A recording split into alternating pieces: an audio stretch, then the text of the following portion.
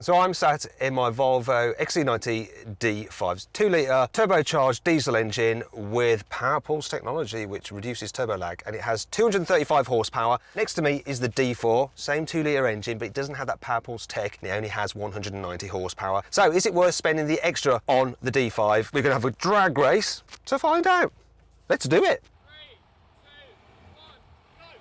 2, 1, go. Oh, off the line, there's nothing in it. But now the effect of that more powerful engine is paying off, and he's getting destroyed. That's quite a difference. Easy win, easy win. Right, now we're going to have a rolling race. So both cars are in dynamic mode. We're going to cruise along 40 miles an hour. I'm going to give it a countdown from 3, and then we're just going to floor it, see what happens, see the difference. Okay, 3, 2, 1, go! So I've got a power pulse, and it wasn't that much difference really. It's supposed to cut turbo lag, but now I'm going, look at that. Really, once you're up to speed, you do notice the difference there. There's the initial change down, but we're both in dynamic mode, so it's about the same. I thought this would take off a little bit quicker than that, because of the power pulse. It just dumps a load of air into the turbo to get it spooling to minimise lag, but wasn't that much difference.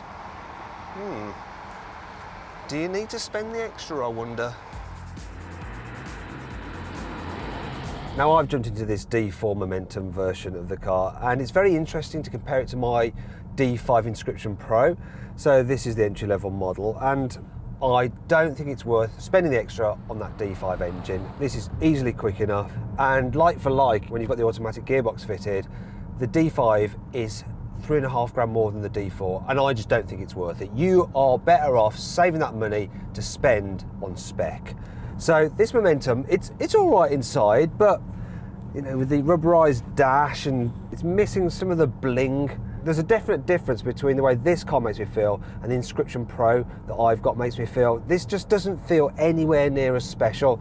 So I reckon you save that money on the engine and put it towards getting the Inscription Pro. So you get massage seats, that active air suspension, it comes as standard with it. And those things really raise the game again, really do make this Volvo feel like a proper high-end luxury car that this lesser version just doesn't quite. Now, the suspension is an important one, because I really want to see the difference between the normal suspension and the air suspension. Where the air suspension isn't so good is when you go over a very sudden change in surface or a sudden bump. It gives you a bit of a jolt.